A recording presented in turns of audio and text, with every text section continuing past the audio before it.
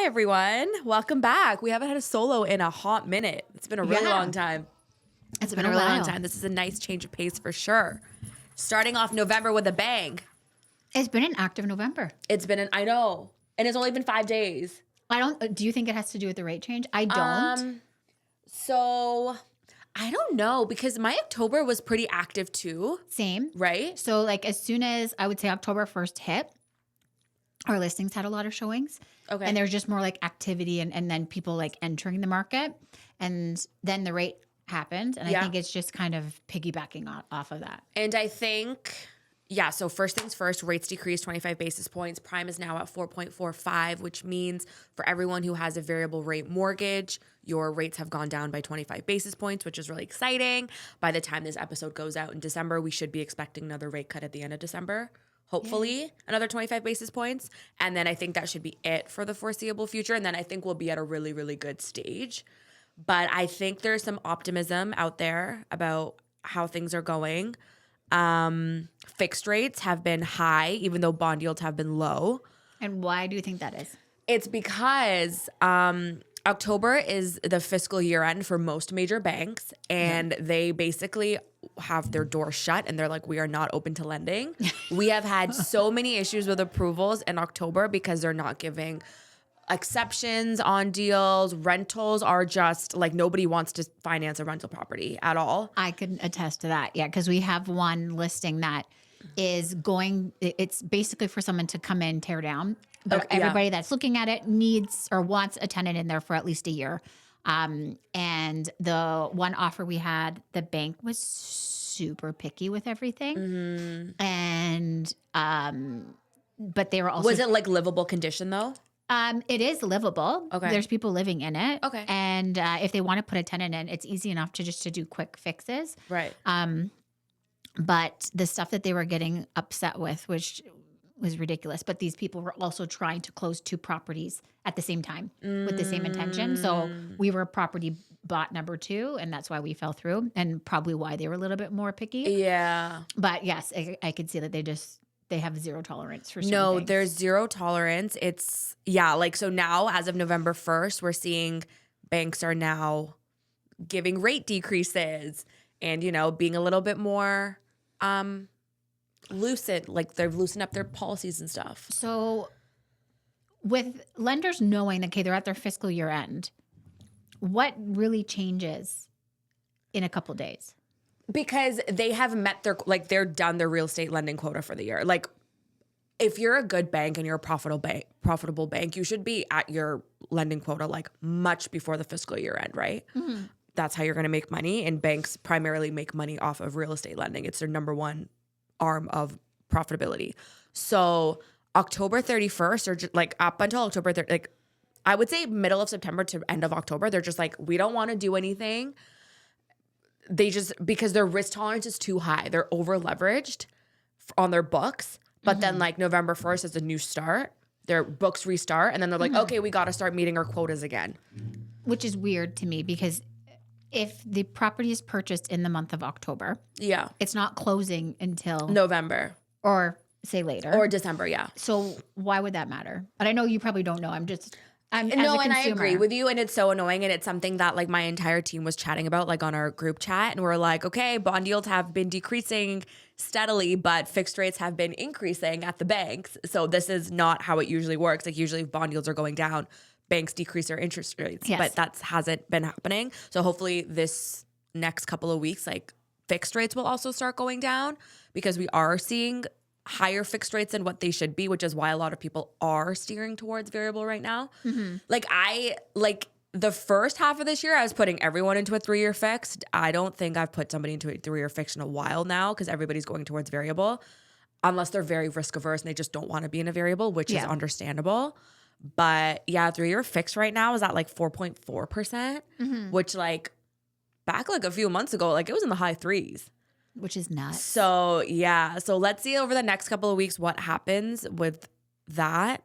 But, that's what's been happening with rates currently. So, What else have you been seeing? What else have we been seeing? Still, pre-con condos are the bane of my existence, and that will stay until, I don't know, 2027 probably.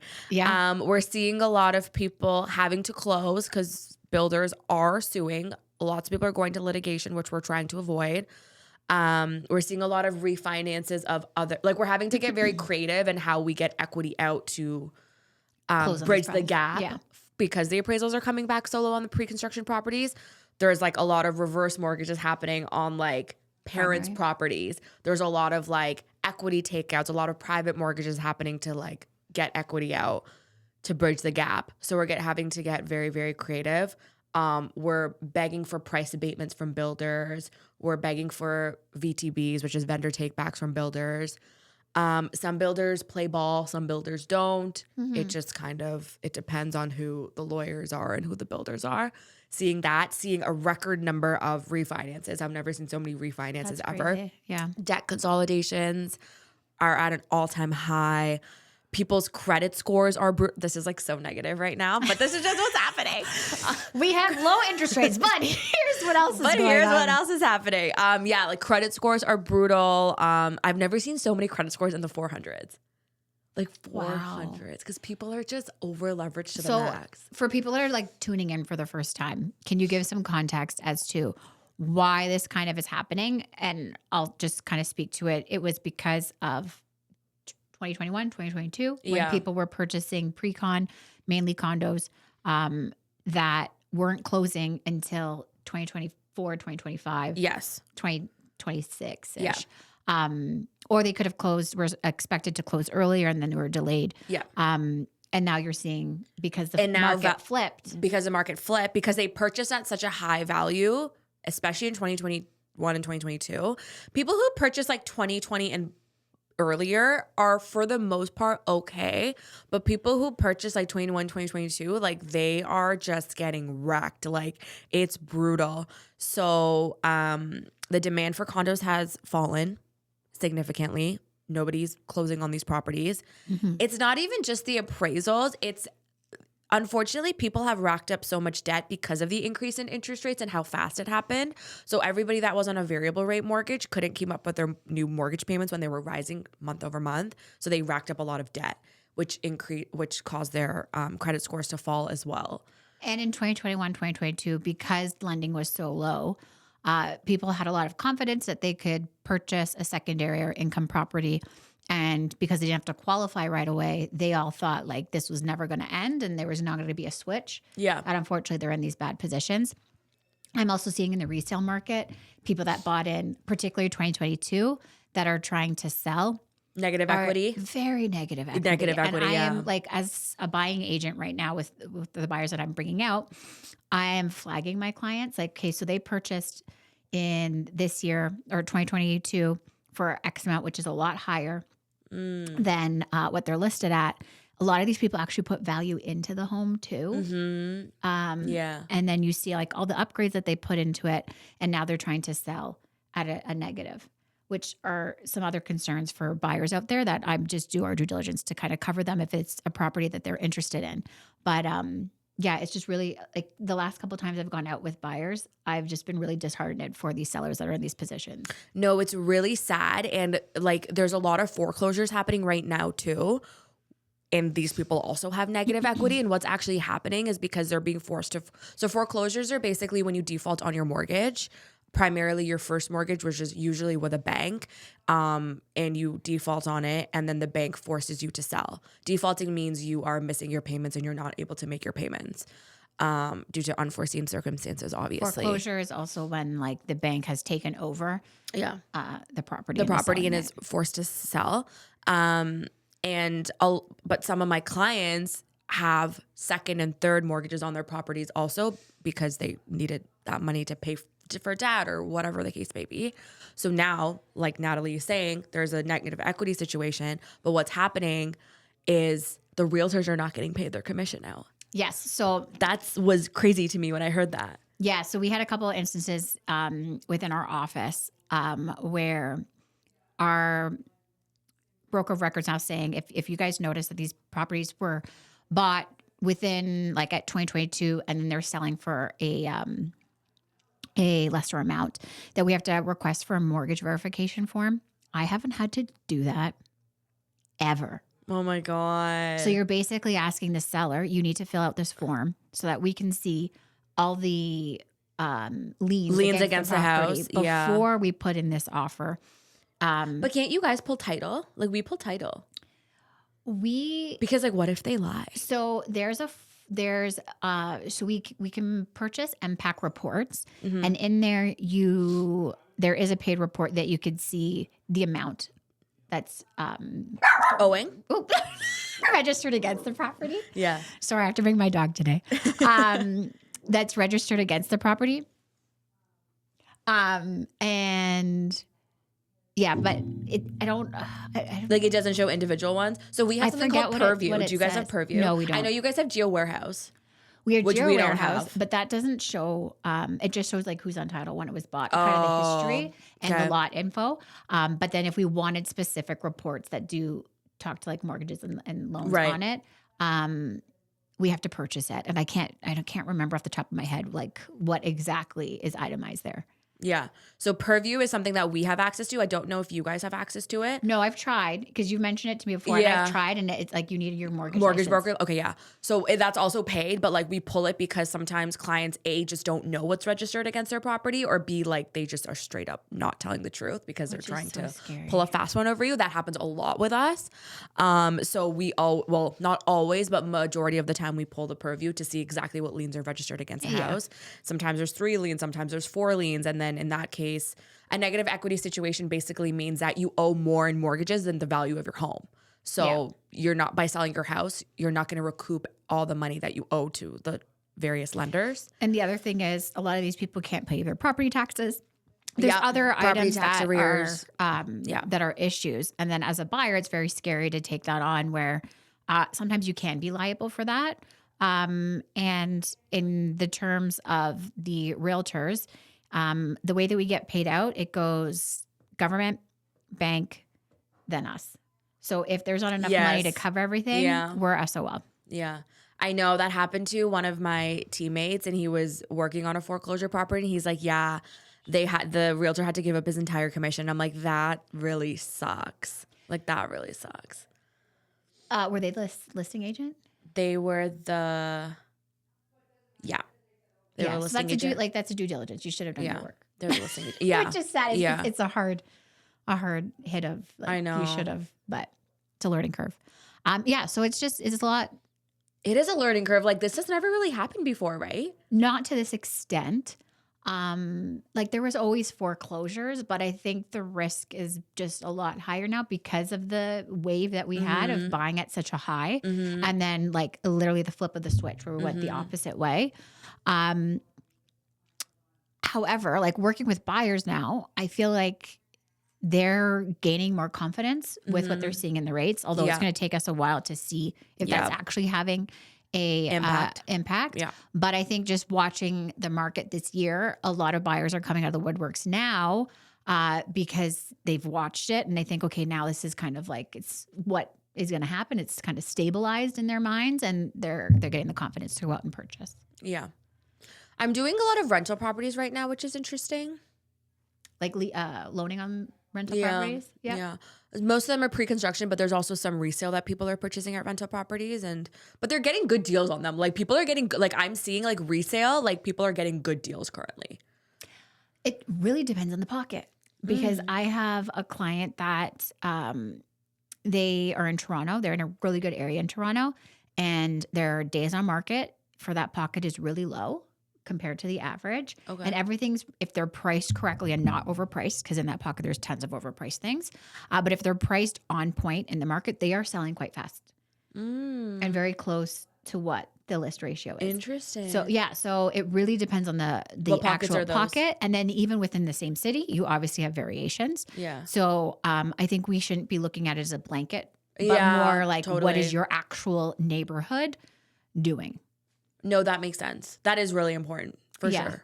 Yeah, because like, I mean, Mississauga has so many different pockets, but like each one is like vastly different. And like I have, when I do my like our newsletters or like we send market snapshots to people, and some will just say like, what's the average what's the average market amount? And I'm just like, well, let's get a little bit more nuanced. Like, what are you looking for? Is it for your pocket? Like, what are you? Yeah. We need to get a little bit more niched when we're providing you guys information. And then once you have an idea of what they're actually looking for, then giving them the accurate, close information. Mm-hmm. What are you saying? Which pockets are most active, would you say, that you're seeing? So like that, because I'm just really diving deep into that one in Toronto. So that one's really active. In Hamilton, I have a couple buyers, and there are properties that are listed low that do have a good gap between what they've listed for and what they should be selling for, or what, if they put improvements into the home, what they could appreciate too. But again, like the ones that we've been kind of watching that have had offer dates, not crazy amount of offers, like maybe 1, 2. So like those are still happening. That approach is happening. I don't know if it's the best approach. Just kind of the GTA is always kind of stable in terms of days on market. Really depends. Burlington is always good, but again, nuanced between what pockets that you guys are looking into. But I find no matter where you are, what you guys are pricing your home at is really a big factor here. Yeah, I agree. It's all about, I don't know. It's like, are you trying to actually sell the house, or do you want to just try to get the most amount of money out of it, but not sell? Do you know what I mean? Like, it really depends. It's a different approach right now because if you are buying and selling, I'm going to say this scenario is for a single residential end user. So you're buying and selling in the same market. You're going to be selling a little bit low and then purchasing low, ideally. But the idea when you are listing, yes, is let's get the most value for your home, but it also needs to be, how am I going to attract the most buyers to my property? Because there is so much out there that they have to see and have choice on. Yeah. What are you seeing in leasing right now? It's slow. Leasing is crazy. I have a lot of clients who I'm asking for their rental agreements, and they're like, oh yeah, we used to lease for like $2,200 and now it's like $1,600. And I'm like, wait, what? Like, it's dropped that much? So we have a lease that is going up in tomorrow. And we leased this property out last year for $3,200 in 3 days. And right now we're going to be listing at $2,900. And the average day on market is probably 48 to 60 days. Oh my God. Yeah. So that's how big the change is in just 1 year. Because people can now buy again, basically, so they don't want to rent. Essentially, they can buy. There's more. Or do you think there's just way too much supply now? There's more supply. There's way too much supply. And then again, like in certain areas where you have a lot of new closures, like newer properties, there's just so much for lease. Yeah. So they have a lot of option. No, that's really scary. I know. I'm really hoping my tenants never leave my condo because, oh my God. And like I'm having conversations with our landlords, if their leases are coming up, that like, hey, maybe if you're seeing in your particular area or your particular building, if there is just like a lesser amount that's being leased at, then offer that amount to your tenants, opposed to having them being enticed to move. So at least you keep a good tenant. And then you're taking care of them. You know who you're getting to. 100%. Like literally, if my tenants want to stay for another year, and like, I'm not even increasing rent.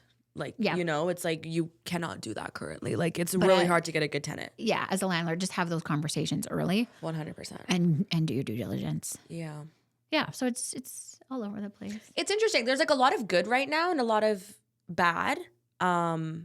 Unfortunately, I think us as brokers, we see more of the bad than like the banks see. Like, I think banks see a lot more of the good, even though we do deal directly with the banks, but there's always this notion of, oh, if I'm going with a broker, like, you know, brokers are for people who don't have good credit or don't have good income. That? I know, it's honestly so annoying. How do we debunk why that? Can't I get any of the really good clients with the really good credit and the really good income, and it's just like a squeaky clean deal? But it's like There's we no get all the clean deals. I find when any deal is going so smoothly, you're like, something's you're like, gonna happen. what's happening here? Yeah, so true.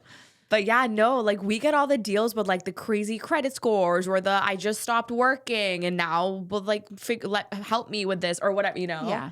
And like all the creative solutions, which makes sense, I guess, because like that's, I guess, what we are also there for. We provide a lot of alternative options, but like a couple of nice deals would be, A couple smoother. yeah, a couple of smooth deals would be nice once in a while.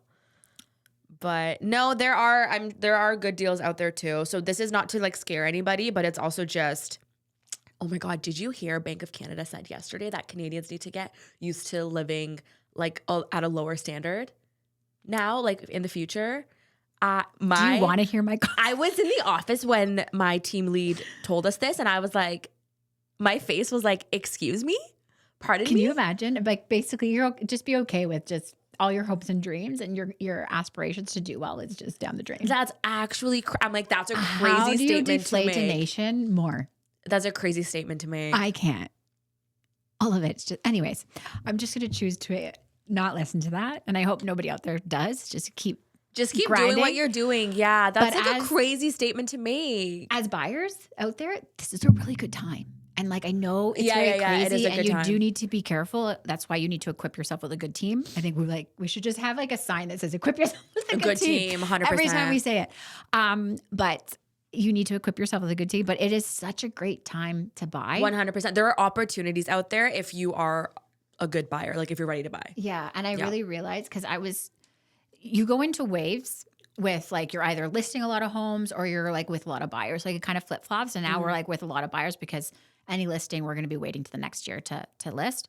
So that makes sense. with the wave of buyers right now, I just enjoy going out and shopping with homes for them. Like I forgot. I'm like, oh my God, I love this. Because you haven't done that in a while. Because you had a lot of listings. Yeah. And I'm like, I absolutely love this. Yeah. And I love just like going I think through that's and like the best part of the explaining job. It is. Yeah, totally. So yeah, it's fun. I also love, like, I think I prefer doing purchases over refinances because I'm just like, oh, like you're buying a new home. Like, this is so exciting. Yeah. There's like some. No, for sure. It's really, really fun. But yeah, it's crazy out there currently. There's ups and downs, but we'll get through it. I think, let's see what next year brings. What do you think next year is going to hold? I don't know. I think interest rates will probably hopefully in December we'll have another rate cut. After that, I think they'll level out for a bit depending on what inflation does. But you might not know this answer, and I don't know it off the top of my head. But where are we in terms of rates to the previous years? Lower. So like much lower. So like let's say lower. 2019 before the craze. 2019 we're higher than 2019. 2019. A 5-year fix was going for like 3.29. Okay. Currently, it's at like 4.4, 4.5. Okay. So higher. It's higher, but not like. But year over year, crazy. much lower. Variables much lower. Even fixed is much lower. I fixed in my mortgage last year in May. 3-year fix at 5.28. So it's almost a point lower. Almost a 1.5 points lower.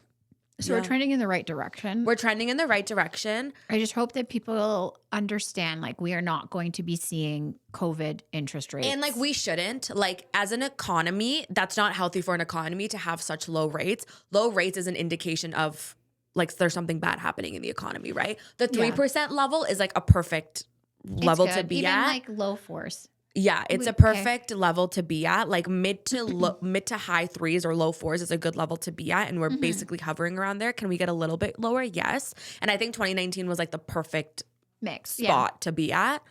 But yeah, we're not going to get back to the 1s and 2s, and we shouldn't want to be there. I feel like everybody was like wiped with amnesia during that time. That like they don't remember what happened before in terms of what the market was doing. It was a really healthy market in 2018, 2019. Yeah. Remember 2016, 2017 was when that like bidding craze happened. It did. When and rates then they were really introduced low. like the B20 rules. Yeah. And then What's we had B20 rule so for the people? B20 rules were introduced December 2018, if I'm not mistaken. Basically, it's called the stress test. So so everybody knows what the stress test is. Basically, we have to qualify at contract rate, which means the rate that you're paying. So if your broker quotes you at like a 4.29, that's the rate you're paying. But we have to qualify you at that rate plus 2 or Canada's benchmark rate, whichever is higher. So currently Canada's benchmark rate is at 5.25. So we're always going to be qualifying you at the +2 rate, but that's what the stress test is. So before December 2018, there was no stress test, which means you were just getting qualified at your contract rate. So you were just getting qualified at 4.29, for example, which means you are able to purchase a lot more because you're not adding 2% to the rate. Purchasing power. Yeah. Interest rates were, do you remember? Interest rates were at like 2.49. 5-year fix was at like a 2.49. I remember I closed on a property in 2016. Yeah. And we were in the 2s. Yeah, 2.49. I remember because that was like everybody that was coming into my office, I was like 5-year 2.49, 2.49, 2.49. People were laughing. That was like all of 2016, all of 2017. That's also why we had that bidding war, like the bidding war is happening. Okay, we had because low of the lower inventory, interest rates. Yeah. good interest rates. Yeah. And then that's why, the bidding war happened. And then as soon as they announced it. Because of the bidding wars, they announced the B20 rules and then it slowed down to a good point. Like 2019 was very good for rates. It was a shock to everyone, obviously. But looking back, like that's what interest rates should have been at. I had a client who we sold. There was low inventory. So we knew we had to kind of buy and sell at the same time. Yeah. But she was very particular as what she was buying. Yep. So we bought in multiples. Oh yeah. But I mean, everybody was buying in multiples. Multiples. Yeah. And then like 2 days later, 2 or 3 days later, something like that. They announced the B20 rules? They announced the rules. Oh my God. And then it got real quiet for a bit. Yeah, and it did. It was very dicey. That was like the only deal. Like I was super scared with everything. And she was understanding because she worked in banking, but it was just so unfortunate because like nobody knew. And then they just came out with it and like it was very quiet until I would say January time. Yeah, because nobody knew like what was going on. It was the first time anything like this had ever come out and it was a big change. It was a really big change because it basically like it significantly reduced your purchasing power and people were pissed. Yeah. Yeah. So, yeah, but I don't even like that was so long ago. My God, a world before B20, like insane. Isn't that nuts? What would that even look like? Yeah. That just goes to show how long we've been in this business. There are so B20 is a federal rule. This is really good to know because it's a government federal rule. It's not a provincial rule. It's not an Ontario rule. So credit unions, which operate provincially, do not have to abide by the B20 rules. So I did not know that. Yeah, so it's actually really good to know. And a lot of B lenders, because B lenders are also some of the B lenders are also not federally regulated. They're provincially regulated. Some B lenders also don't have to abide by the B20 rules. So you can qualify at contract. Yeah. Food for thought. Yeah. It's actually really, so that's what we're saying. Like there's not always just the banks. Like there's so many options out there, right? I've come into a real understanding how false information in Googling or just like word of mouth can really impact people negatively. So bad. And it's very hard to undo that. Yeah, it's really bad. It's really hard to undo it. No, it's really hard. Even when you present them with like hard facts, they're like, yeah, I don't know. And you're like, no, this is a fact actually. I had somebody chat GPTing like all the things that I'm telling them. And I said, like, you do realize that based off of our last podcast with Andrew, that it was, I didn't know it was from Reddit. I'm like, but this is from Reddit. So this is not even an actual, like it's from accredited real estate article. Thank you. Yeah. I'm like, what is the word? Yeah. But they're like hard in. I'm like, and people love to talk to each other, and we talk about this all the time. People love to talk to their friends or their peers or whatever about their mortgages and about their homes and stuff, and then they take like their opinions and like it's just everything. What's the fascination of that? Because like I don't think there's nothing really similar to that gives people. I don't know. It's an ego thing. It's like I got this rate and you didn't. So I have better credit than you. I have better income than you. I'm a better, client to this bank because they appreciate me. So like I'm high valued.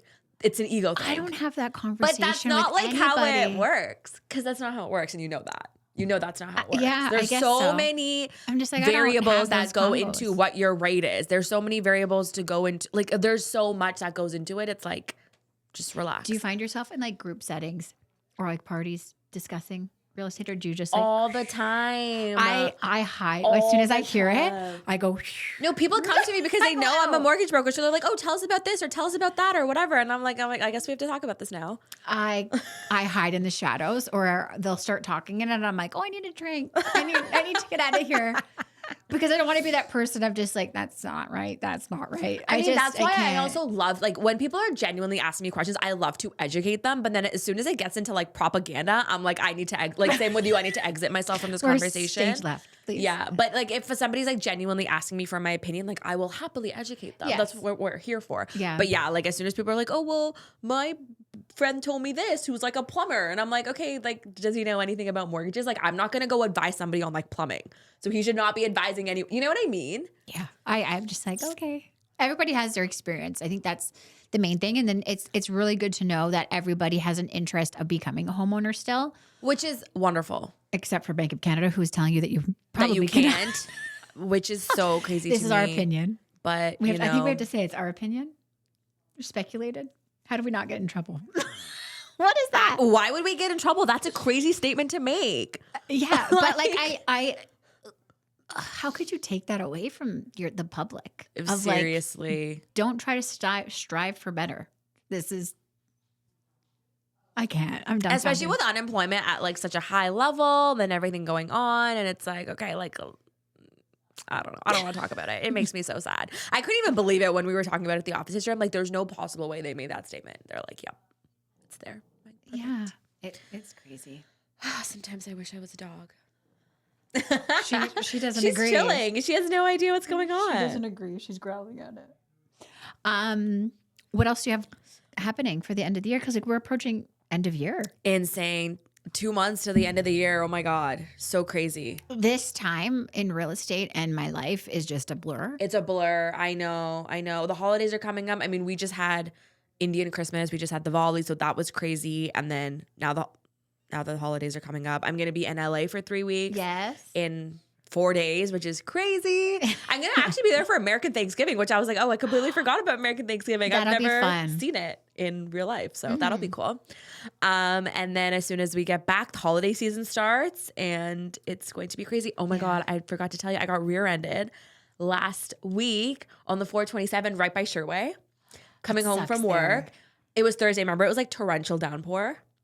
So I got rear-ended and I was just so pissed because my car is so heavy. I didn't feel it. I just heard it. Oh, good. I just heard it. And I was like, well, I know my car didn't hit anybody because like my car drives itself. So I know it wouldn't hit anybody. I wasn't driving it. So I was like, okay, somebody must have hit me. And I looked in my mirror and somebody had hit me. He's the airport taxi driver. So I pulled over to the side. He pulled over to the side. He unfortunately had like a passenger with him. And I was just so irritated. It was like just pouring rain. There's 2 big dents on the back of my car. The entire like trunk of my car has been like bent in. Oh my God, that's hard. Yeah, he hit me pretty hard, which I was like, why did I feel this? Thank God, because you just went through this. I just went through an accident, I know. My mom was like, what is like, I have such bad luck with driving. Every car I've ever owned has gotten hit. In fairness, that part of the highway is brutal. There's certain highways and like when you're going into like the merging, it sucks there. Yeah, it's really bad. I'm not, so I specifically don't take that. I mean, it's only been like a week, but I specifically take the 403 now. I don't go through the 427, even if it's going to save me time. But yeah, it's brutal. And then I got a quote the next morning. So the next morning, Friday, I was running around. I had to go get a quote for my car. And then I had to go to insurance and I had to go to the collision report to like the collision center to write the collision report. And I got my quote and it was $10,000. Shut the door. Freaking Tesla, right? And I even called, like, Stop. I know. The guy called me and he was like, let's please try to handle this personally if possible, like off the record. He's like, due to my job. I was like, I totally get it. I was like, I empathize with you. And I was like, but I need to get my car fixed. And I'm just telling you, like, unfortunately, I think you might have hit the most expensive car on the road to fix because we can only, like that's why my insurance is so high because I can only go to Tesla approved auto body shops. Like I can't just go to like any random Joe, right? Yeah. So who can do that? So Tesla Oakville, like on Wycroft and Dorval, there's an auto body shop right across the street from them. And I've gone there multiple times to get like tints and to get like a couple other things fixed. So I know them very well. I went there and he quoted me and he's like, yeah, you have to get the entire like lift gate replaced, the trunk and the bumper replaced, and the spoiler, which is a one-time use. And he's like, buff it up and everything. He's like, yeah, it's going to be $8,500 without any hidden damage. Because like sensors and cameras and like whatever else, right? There's so much technology in the car because it drives itself. So I don't want to like risk it. Did he have damage? It didn't look like he had damage. Which then I went to the collision center. The guy was like, how is that possible? He didn't have damage. And I was like, I think because his license plate part hit my car. So it just like bent in my car in. But I have pictures of his car. Crazy. I don't think because he like had that anything, much but damage to your car. Yeah. You would think that But at it's least like like their not- hood would just like No, but roll the thing up. is, it's like, it's not that, like if you look at my car, it's not that much damage. It's just expensive. That's the problem. The parts are just expensive and the labor is expensive. Yeah. Right? So any other car, I think it would have been like a few $1,000, like a couple $1,000s. I don't know. That's crazy. Yeah, it is crazy. So I have to, it's just annoying more than anything. I have to like deal with it now. And he's really upset, the guy who hit me, because he's like, now we have to go through insurance. And I'm like, I'm sorry, man. Like, I'm not trying to make this difficult for you, but I also do need my car fixed and I can't go anywhere else. So I think there's another dog that came yeah, in. she's like, I must go see. Aww. Who else is getting attention in the office? I know. But yeah. Okay, shh. Sketchy. Sketchy, come. I know, you can meet them after. She's like, no, I want to meet them now. We should cut that out. Yeah, we'll Future cut that Sabrina. out. But yeah, I think that's it. What else is new with you? We're just in crazy Christmas mode. There's lots of things that we're just doing around to get prepared and different events that are happening. Yeah. So that's going down, and I am taking a slower Christmas break. Good for you. Yeah. Remember how crazy last year was? I did not. Yeah. I couldn't breathe. So And you got really sick too. yeah. I remember. I have a low immunity. It's just we'll just wait. Doesn't he feel loud today? Yeah. It's like Oh my God. echoing. Yeah, so like my immunity is always low. I'm asthmatic. It's just like anytime the seasons change, I'll get ill. Yeah. But I made a decision with my family. No, just good to for you. enjoy I'm it. really happy for you. You Yeah. should do that for sure. Yeah, because I overcommit. I did still overcommit to a lot of things, but just slower. Like, what is it going to look like for you? Slower. I'm only doing 2 Christmas events opposed to the plethora that we're used to doing. That's good. And I'm not hosting Nice. Christmas this. Oh no, actually that's a lie. I am hosting probably my husband's family, but just in general, just less. Slower and just spend time with the family. Yeah, Just be cozy. I'm excited for cozy season. Same. But I was like, I can't. All my friends have already started decorating for Christmas, like literally as Yeah. of November 1st. And I'm like, I'm so jealous because I can't do that because I buy real Christmas trees. So I have to wait always till December. Plus, I'm not even going to be here this year. Like, I'm going to be in LA. But I'm not even in like cozy Christmas mode because like I'm going to be like on a beach soon. you gotta do the 2 Christmas trees. Oh wait. Yeah, like the real You and gotta the do fake. real and fake. So we do Yeah. fake. That goes up really. I'm doing it this weekend, and then real is probably December 1st-ish. Yeah. maybe a little bit earlier. Yeah. I know. I think I'm going to, for next year, I'm going to get a fake one. For this year, I don't need it because I'm not going to be here. But yeah, I think I'm going to get a fake one. Because I always get so much Christmas. fun. No, but like, I mean, I'm not going to be here in November. So there's no point in getting like a fake one this year. I'll Yeah, get one that's next true. year to put it up Like early. you're going away for Christmas. No. I'll be here for Christmas. I've never been away for Christmas. Have you? Yes. I went to Mexico in 2022 for Christmas, which was very trippy because it was like 30 degrees.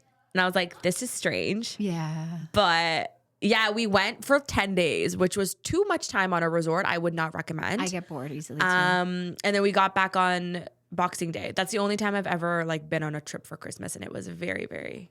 It's crazy. I'm like, why isn't it like freezing cold? Yeah, it's bizarre. So this will be the last episode before the new year. Yeah, this will be posted in December. Yeah. All right, guys. So have a safe holiday season, and We will see you in the new year. oh my god. Okay, bye. Bye.